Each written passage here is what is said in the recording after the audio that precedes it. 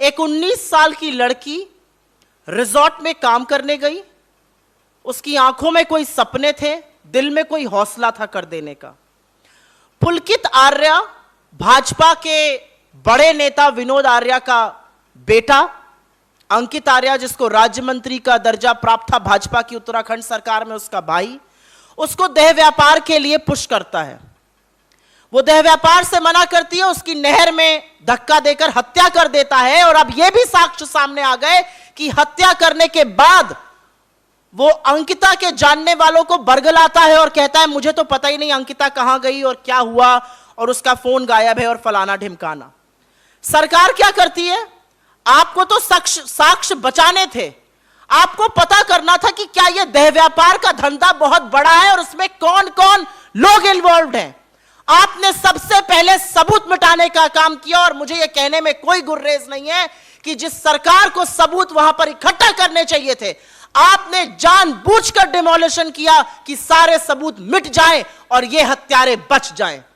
यह सबूत मिटाने का काम है और किसी भी कोर्ट को उत्तराखंड की सरकार से यह पूछना चाहिए कि किसने ऑर्डर दिए। आज सरकार कहती है, उत्तराखंड की अथॉरिटीज कहती हैं कि किसने ऑर्डर दिए थे डिमोलिशन के, अभी यही नहीं पता है। यह क्या विचित्र प्रोब कर रहे हैं आप? क्राइम सीन पर किसने डिमोलिशन का ऑर्डर दिया था, उत्तराखंड की सरकार कह रही है अभी हम यह पता लगा रहे हैं। और सबसे बड़ी बात यह है कि अंकिता की हत्या के बाद यह पता चला है कि कोई वीआईपी आने वाला था और उसके लिए पुलकित आर्या उसके साथ जोर जबरदस्ती कर रहा था। यह वीआईपी कौन था? अगर यह भाजपा नेता का रिजॉर्ट था तो वहां आने वाला वीआईपी कौन था जिसके लिए यह करा जा रहा था? और इस देश को कैसे पता चलेगा कि भाजपा नेता का बेटा और भाजपा नेता का परिवार मिलकर किस तरह का देह व्यापार चला रहा था? आप साइट जला देते हैं, आप बुलडोजर कर देते हैं, कहां से साक्ष्य? क्या यह साक्ष्य मिटाने का काम उत्तराखंड की सरकार ने नहीं किया है? सवाल आज यह है।